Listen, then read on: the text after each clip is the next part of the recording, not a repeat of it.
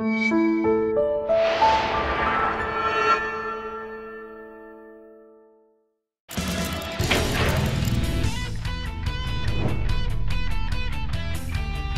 everyone, I'm Captain Logan and welcome back to the symbiotic and grotesque Comic Vault. Today we're going to take a look at a recently concluded miniseries, and by miniseries I really mean just a series of 5 one-shots that kind of all end with the same thing happening. This is Edge of Venomverse, the prelude to Venomverse, and like a whole lot of these prelude things to big crossover events, this is not really especially important, I don't think, to read in order to start on Venomverse. Now, Venomverse hasn't started yet at the time of this recording, but and so obviously I don't know what exactly is going to happen in that yet, and according to the letter at the end of the 5th issue, all of these characters are supposed to factor in some way or another to Venomverse, which of course is obvious, and it would be really strange if they were introduced here and they didn't show up anywhere in Venomverse. It's a really similar thing to Spider-Verse in that there are characters that are kind of created for Spider-Verse and or for Venomverse that I think are probably supposed to like catch on with this, that we're supposed to latch on to and be excited about, like a lot of people were with Spider-Gwen. I think they were hoping for maybe some like sneak success with this, and that's not happening. I'm not hearing anybody talk about this really, and one of my big complaints about this is that none of these worlds really looks different enough from 616, with the exception of Old Man Logan's. Yeah, Old Man Logan turns into Venom in this because he's in the Wastelands. So that was a world that already existed, that Mark Millar already created for that character, and so we're just going back to that place, and that's the only one of the 5 that really looks very different from what we're familiar with. And so there is some fun to be had here, and there is some cool artwork, and there's some interesting ideas, but I don't think anybody really comes alive on the page to the point where when I meet them I'm gonna be like, oh man, that's so that character, or I'm sure glad we had 22 whole pages to flesh this out, this character out, before we introduced them in this other book. So anyway, let's go ahead and go through each of these, the 5 characters that we've got here, and one of my complaints is some of the character selections with just 5 issues, and that some of them are a little bit too much like the others, and some of them are just kind of the obvious choices. So first of all, we have X-23, and then we have Gwenpool. And then we have Ghost Rider, who's kind of the odd man out right there in the middle, a character that's not really super popular and that we keep trying to do a monthly with, and we're never able to keep that going and get enough people to read it. And then we have Old Man Logan, and then we have Deadpool. So you have 2 Wolverines and 2 Deadpools, because of course X-23 is all new Wolverine right now, and even if she wasn't called that, it would still feel sort of redundant. And I don't mean that the stories are the same, I don't mean that those are carbon copy issues of each other, and I should mention that these are each written and drawn by a different creative team, and they're not speaking to each other at all, and they really don't need to. And the only way in which they're speaking to each other is that they all know that at the end of each of them, a Venomified Captain America is going to show up and grab the character you've been reading about and bring him into this big war that's going on with Venomverse. But other than that, they're all standalone things, and they should be that way. But it's curious that tonally and the kinds of stories that we're telling are kind of too close to each other. So it seems like there's this kind of umbrella where it's like, okay, we're telling Venom stories, so they've got to be crude, they've got to be kind of gruesome, they've got to be dark humor, and they've all got to be, you know, real rough and tumble and kind of revenge thrillers. And I think it would be a lot more interesting if you told some different kinds of stories with and just showed different worlds and what they would be like with different people getting the Venom symbiote. I don't think that they would all be revenge things. We've really gone back to that kind of 90s edgy Lethal Protector thing with Venom lately, and I thought that the early issues of the new Venom book did a really good job of actually making that work and having just really creepy urban street crime, but also horror stories, and this is trying to do that to some degree too, and it's worn off on me. So let's go ahead and just go through these one by one. So first of all, we have, like I said, the X-23 issue, and this one is written by Matthew Rosenberg, who is probably the writer for X-23, or for All New Wolverine. I haven't been reading that book. I know Lowe said nice things about that book.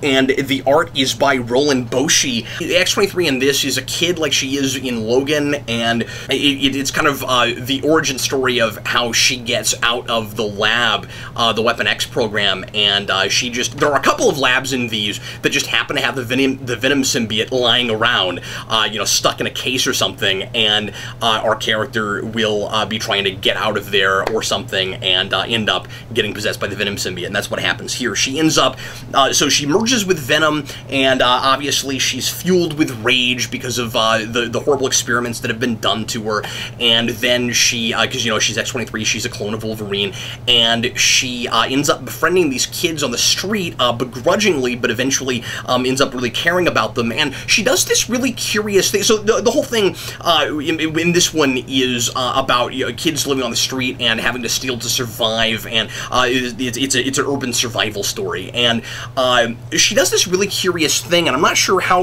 she pulls it off or if this should be possible, but she splits the Venom symbiote, I think, amongst all of them. I think there's like 5 kids, and she is able to split the Venom symbiote between all of them. And there's a point where one of them obviously has the symbiote, and I was like, well, did she lose it? Did Laura take it off and then give it to him? And then later she still got it, and then there's a little bit of discussion about splitting it off, because at the end, when Captain America shows up, she ends up, the Venom symbiote, it seems like it happens kind of like an autonomic response. It just all sucks back into her, and now she has the whole Venom symbiote, so that she can, you know, take it with her when she goes off with Captain America into the great beyond. And so I'm not exactly sure what why she's able to do that, but I don't know, it's an interesting notion. But I didn't get a lot out of this. It was pretty much Kid X-23 with the Venom symbiote, and I guess, you know, the symbiote is trying to get her. I mean, the symbiote with each of these characters is kind of embracing its monsterness, and it tries to get some characters to kill people, and other characters it doesn't have to really, you know, try that hard. And we don't have the Clintar here that we did at the beginning of the new Venom run, the current monthly, where it wants to help people. It's not. It's a kind of a more docile creature that can get violent when it needs to, but it cares about people and doesn't want to hurt anyone. That's not what we have here. And I should also mention that with all of these, I mean, obviously they all take place in different universes. It's supposed to be that Spider-Verse idea again, which is a really forced notion to me. But I may talk about that a little bit later, and certainly when we get into Venomverse, we'll see how much of a forced notion I end up thinking it is there when we actually, you know, have that story going on, when we have these all pulled together. An interesting idea, or an okay idea, I guess, in the sense that it's not like Spider-Verse in that you have all these different characters with a spider motif. It is the Venom symbiote, the actual Venom symbiote, taking over all these different characters from different universes. But I guess my issue with it is it feels like we're acting like Venom is a big deal because of the symbiote. And yeah, the symbiote's cool, and you know, I love the nightmare imagery of that, and that's part of why I've always been a fan of that character. But the reason Venom, I guess I'm talking about it now, the reason Venom exploded a few years ago was Flash Thompson, and ever since then, people have been a little bit more interested in the character. But it really was Flash Thompson, and I think one of the things that Venomverse is going to have to work really hard against is being a good, solid story and keeping my attention, with Flash Thompson not at the center of it, grounding it. So we'll see how that ends up playing out, but looking at the letter at the end of 5 here, it looks like it's going to be mostly an Eddie Brock story, and as I've said many times talking about Venom, Eddie Brock's just not an interesting character, and try as we may, we've never been able to make me really engaged with that character outside of his just being a villain for Spider-Man, and he's never even an interesting character there. He's just a good threat, you know. But anyway, so that's the X-23 one. Then we get to Gwenpool, which is fun. The first question I had, and I like that it's Hastings. I mean, obviously this is his character. He really knows how to write Gwenpool, and I have continued to buy Gwenpool. I haven't read her in 5 or 6 issues, but I've got a stack. I'm just behind with it. But we've been really creative with this book. I've talked it up some. This is the thing something I thought I would hate and ended up really enjoying a lot. I like the meta textual stuff in it. I like the idea of somebody from our real world going into the Marvel Universe and trying to decide whether or not these characters are real people. The first question I had at the beginning of this, which I think it answers fairly well, is if she's in another universe, how could she still be from our world? Like, what are the odds that someone from our world gets sucked into a whole bunch of different universes in the Marvel multiverse? And then that gets sticky because it's like, well, is it like people from different real-life universes in a real-life multiverse that go to the Marvel No, what it is it reminds us that Marvel, unlike the multiversity approach at DC, where they have a fixed number of universes, except in Metal now, that seems to be changing a little bit, but I don't want to give anything away about that book. Read that book, it's fascinating. I just read the first issue yesterday. With Marvel, it's the what-if model of every action someone takes creates a new universe. So, because of that, whenever Gwenpool does something, there's another universe in the Marvel multiverse where Gwenpool did something, and so now we've created all these different Gwenpools, even though she's supposed to originally be from our real world. So that's kind of interesting, and I like that that he gave us a kind of believable explanation for that. Now, one thing with the meta stuff that I didn't really care for is this idea that Venom has, where he's like, well, we can do anything we want to, we can kill anybody because this isn't canon. And that's a funny idea. Like, she realizes that she's not canonical, that she's not in 616, and I like that a lot. That's Hastings continuing to, on the page, comment on like real-life editorial stuff, and so I like that a lot. But the issue with it is still canon, because all of these different universes are in the same multiverse, and we keep doing all this interdimensional crossover and taking these characters over and making them matter, and she's gonna matter in Venomverse. So maybe it's okay that he says that because he just doesn't get it, he just doesn't know better. But I took issue with the idea of we can do anything we want to because it's not canon. Like, I always question if the 616 universe is really any more important than any of the other universes in the multiverse, although I guess it is, given what happened with Secret Wars. So I like the idea that Gwenpool, because she has no powers, is you know, obviously really vulnerable to anything that might happen to her when she's being a mercenary and stuff, and so she's got the Venom symbiote, and I don't know if we really even know how she got it. She just has it, and at the beginning she gets filled full of bullet holes, and she manages to, and then she just gets up and is like, oh, I have the Venom symbiote. And my favorite thing about this is just what the Venom symbiote, or what venomized Gwenpool looks like. And she keeps trying to decide what to call herself. Gwenom, I think, is my favorite.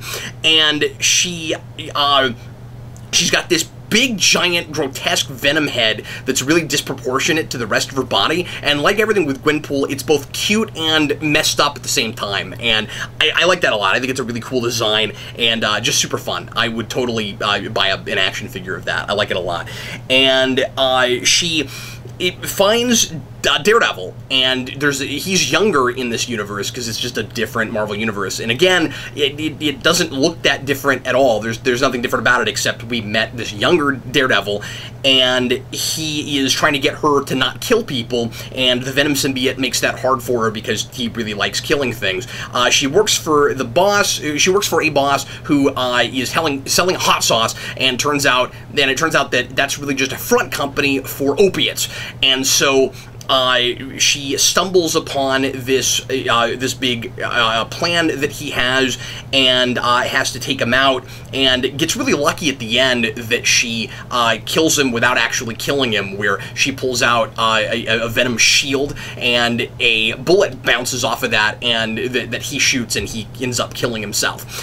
And she goes there in the first place because when she was in his office, she was doodling Matt Murdock's name and Daredevil likeness, and has made it really clear on this piece of paper that Matt Murdock is Daredevil, and so it's her having to clean up her own mess because she keeps making silly mistakes like that, and that's a thing that you know, might make her look really stupid, but remember, she's from the real world, and she still kind of has it in her head. Everybody knows that these characters are have secret identities and what they are, and so it's kind of fun, you know, like that because she's sweet on him and is getting kind of obsessed and hot for Matt Murdock, that she's doing the, you know, high school girl doodling thing with him, and so she has to go try to get that piece of paper back from him, and that's when ninjas show up. And at the end, Matt seems a little bit too okay with the fact that she's a murderer, and seems to kind of want to hang out with her just because she's cute, as far as I can tell. I don't even know if he's interested in her or infatuated in her the way, and certainly not the way she is with him, I wouldn't think, and especially given the fact that she almost gave away his secret identity, you'd think that that would bug him a little bit and he wouldn't want to go run across the rooftops with her. But but on the other hand, the way Matt Murdock deals with women is pretty consistent with this. So anyway, the other thing I thought was kind of strange about it is that, unless I missed something, Gwenpool knows that he's Matt Murdock, and he knows that she knows that, but he never questions it. Like, you'd think that he'd be like, how do you know that Daredevil and Matt Murdock are the same person? He never asked that question. Then the third one is Ghost Rider, and this is written by Simon Spurrier with art by Ty Walker. So in this one, you have the Robbie Reyes Ghost Rider who has been possessed by Venom, and Venom and Ghost Rider kind of come together and like each other and build a really good symbiotic relationship, but they bury Robbie, and they think that human compassion is stupid and humans are weak, and they go and do whatever they want to and just wreak havoc. And the idea of three minds all in the same body I thought was really interesting, and they call themselves, instead of Ghost Rider or Venom, they call themselves the Host Rider, which immediately sounds really dorky, I thought, but it actually ends up making a lot of sense, because they are literally writing their host. They just use him, and they're also fueled by him because sometimes because of his nightmares, and so they do, instead of a penance stare, they do a penance kiss, and that takes it makes them essentially a sin eater, and any bad things that people have done, they're able to feed on that, and so they go for people who have done bad things because they feed on that, but not for the sake of any kind of justice or anything. And so they are just as monstrous, or arguably more monstrous, than Venom has ever been. And this guy could really be a force to be reckoned with, I'd think, in Venomverse. I think of the five, this is one of the more creative ones. The villain in this is Mr. Hyde, and he is trying to get Crossbones to break him out of prison, and he's being transferred by a secret covert shield truck, and somehow or rather, and I don't know how he did this, he gets word to Crossbones that he's being transferred, and so Crossbones creates this, per his orders, this big ruse in order to cause a bunch of chaos so that he can escape, and all of his enemies show up to try to kill him, and there's all this crazy chaos, and we try to make it absurd but dark and twisted all at the same time, and he ends up going up against Ghost Rider, and who just shows up in the middle of this carnage, and I guess that makes a lot of sense because there's all this evil all in one place, and so that's like a feast for the Host Rider.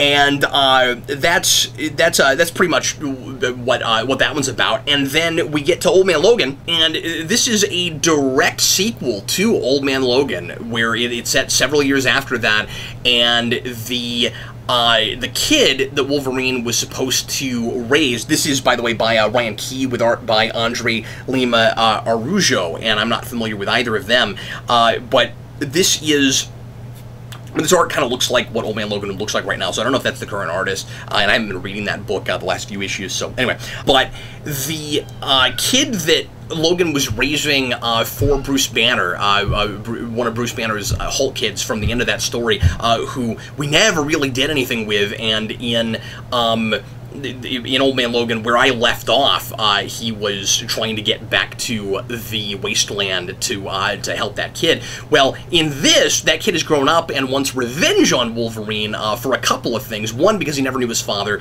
and Wolverine killed his father, and he just doesn't understand the reasons that Logan has had to kill people, and is honestly really kind of two-dimensional to me, and just a really standard revenge villain, where his motivations are really superficial, and I feel like they don't come from enough of a place. You know, like if Logan raised this kid, I feel like he would be a little bit more sensible, and unless Logan was really, because I mean, you know, we saw Logan raising his own kids, and he seemed to be a really good father, and I have a hard time buying that this kid is as daft as this, to think that Logan murdered, and like he thinks this, and we also make Warren really daft also, because he shows up in this, and is trying to help the Hulk kid, and also evil Spider-Girl from that, Spider B-word.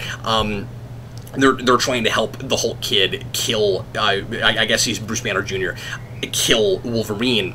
And they all think that, well, I guess the Spider-Girl doesn't care, but the other two are daft enough to think that Logan murdered the X-Men because he wanted to, and not because he had any kind of not because there was, you know, any other force at work. So these three have teamed up to scheme against Logan and try to kill him, and Warren initially tries to act like he's still Logan's friend, and there's this new team of X-Men being built, and he wants to take him to see them, and then it's all a trap to try to kill Wolverine. I have a lot of questions about this, and one of them is, if he could have, because he says, I could have killed you in the first place.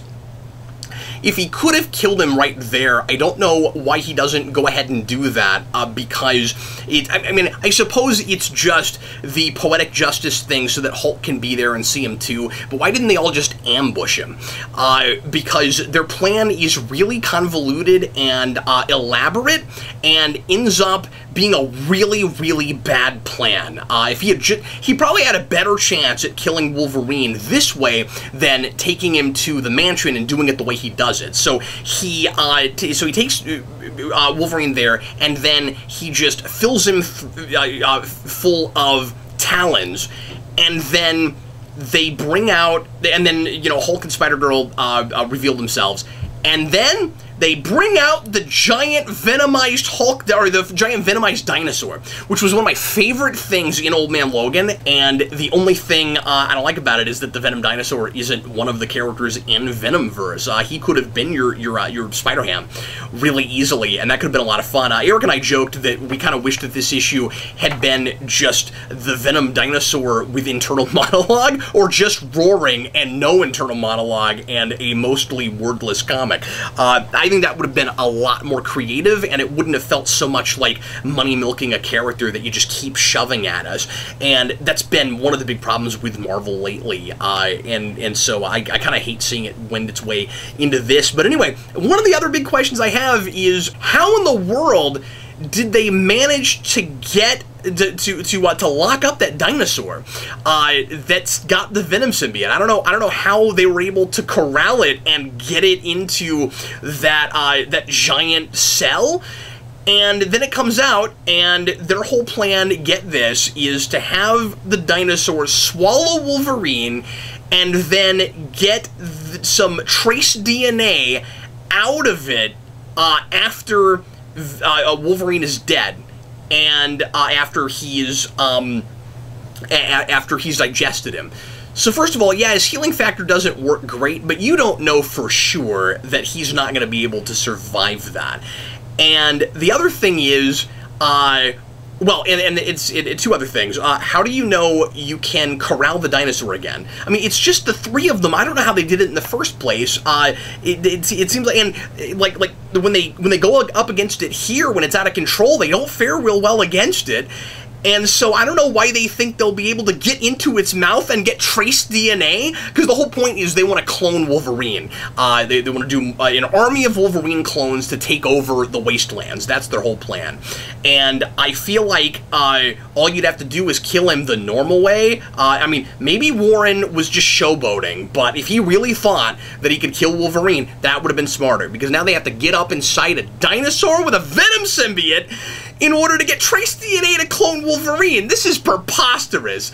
And then the other big problem with that plan, the other reason this is a stupid plan, is it's the Venom symbiote. Wolverine gets up in the dinosaur, and which of these two things do you think is more likely? That the dinosaur is gonna swallow Wolverine, or that the Venom symbiote is gonna go to a mutant with a healing factor and claws?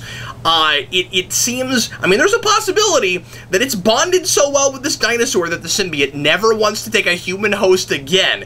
But I think you're taking your life into your hands by giving it something for the symbiote to move over to, especially somebody as powerful, even in his old age, as Wolverine here. So yeah, that wasn't great. There's some okay ideas there, and I even could be okay with the Revenge Hulk plot if you made me buy it more. But I think you need a whole mini-series to make that work.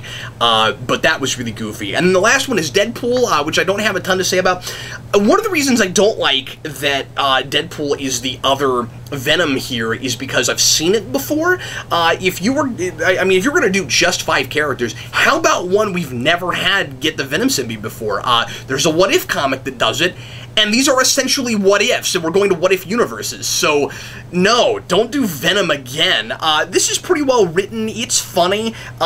Some of it's funny. I mean, some of it again, I don't care for. There's some major bathroom humor here that kind of repels me, that I don't care for. But that's again taste issue. But this is written by Clay McLeod Chaplin with art by James Stocco. I think the art in this is really cool, actually. I like the pencily, gritty, kind of disturbing atmosphere of this. It reminds me a lot of the early Joe Kelly Deadpool comics, and so I think that's really good. And Chapman's got a really good voice for Venom. I'm hearing Ryan Reynolds really hard in this, and that's like his voice is in my head all through this. And I don't always have that when I read Venom. And in fact, this might be the first time that just naturally I was hearing Ryan Reynolds in my head. So that's definitely a testament to it. The idea here, this is a real bizarre, disturbing kind of horror idea. You have these tapeworms that and I get the sense that Chapman got this idea from something in the news or something. You have these tapeworms that this mad scientist is trying to use in order to replace organs. He's trying to use it for organ transplants.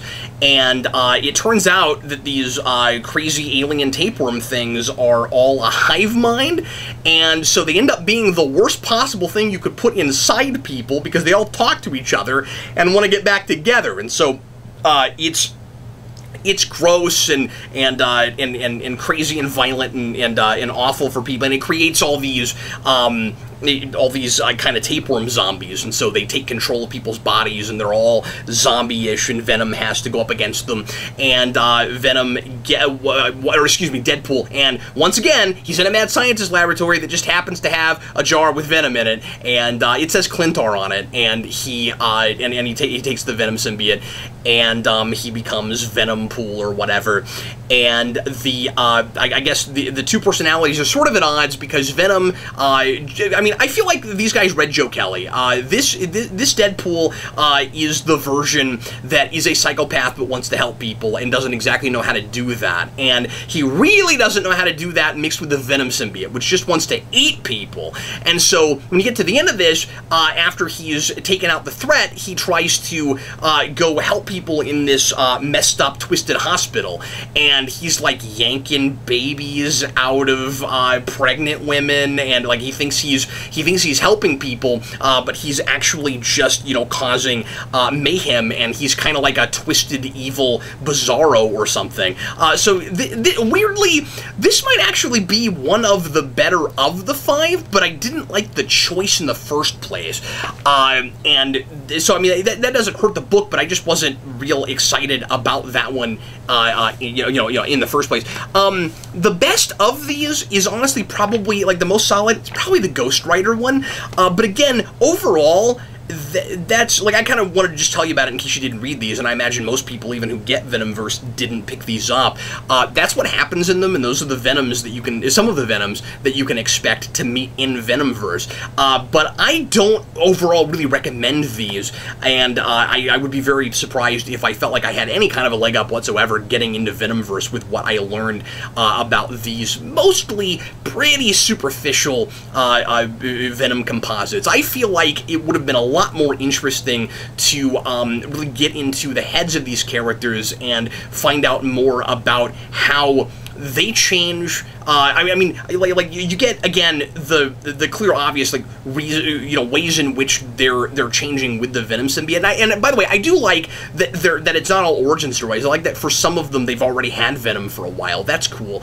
But I guess what I really would have liked is more like who each of the Venoms are that that merge with people, because Venom is, just like anybody, an evolving creature that is not the same moment to moment. So who he has taken over before, who he's merged with would, or the Clintar, I mean, I shouldn't even use the male pronoun, but who the Clintar has merged with would change its persona and its identity. And you don't have a lot of time in 22 pages to tell me every person that the Clintar has taken over, but I question why the Clintar is the like flesh-eating, violent, revengey creature in all 5 of these, because we've seen it, you know, different with different hosts.